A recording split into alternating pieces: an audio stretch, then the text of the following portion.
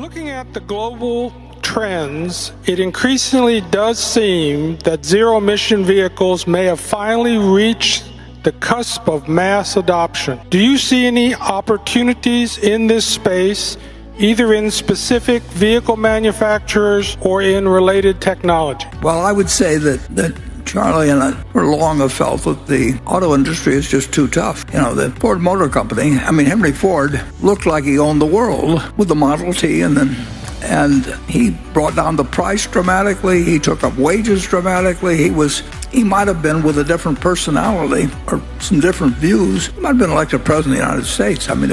There's a good book that came out on that recently that told about the story tells a little about Nebraska in terms of it, but Henry Ford and Thomas Edison joining up, but maybe a year or two ago. If you're interested in autos, you ought to read that book. But Henry Ford did that, and 20 years later, that they were losing money, and they had a guy with a gun in his pocket, I think Harry Bennett, that was running the Ford Motor Company. It was on its way to the junk heap when the whiz kids came in, and Henry Ford II, Hank the Deuce, as they called him, brought in Tex Thornton and my friend R.J. Miller and a few people. But it's just reading the other day, actually, the 1932 annual report of General Motors, and it's one of the best annual reports I've read. It's a totally honest, assessment of exactly where they were. They had 19,000 dealers then, and the population, as I mentioned earlier, was about 120 million or so.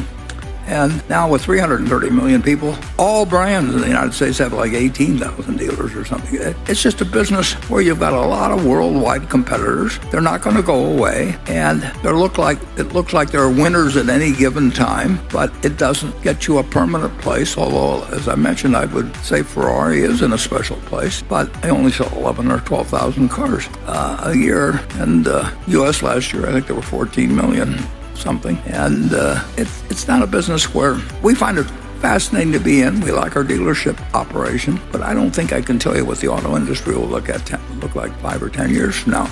I do think that you're right, that you will see a change in the vehicles, but you won't see anybody that owns the market because they changed the vehicle. Charlie? Well, the electric vehicle is coming big time, and that's a very interesting development. The moment it's imposing huge capital costs and huge risk, and I don't like huge capital costs and huge risk. And we're subsidizing it in the United States, and we're actually doing it, putting in a pro-labor time. it is subject to politics like you can't believe, too.